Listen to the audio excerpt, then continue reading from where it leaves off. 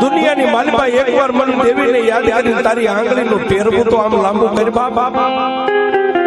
તારી આંગળી લાંબી થાય જો આંગળીના ટેરવે નો વહી જાવ તો જગતની માલિકા તારી ભક્તિ લાગે બાપ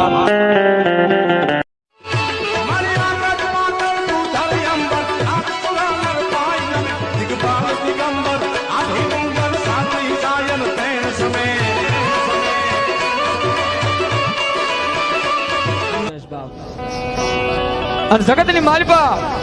ક્યારેક અખતરો કરજો બાપ હે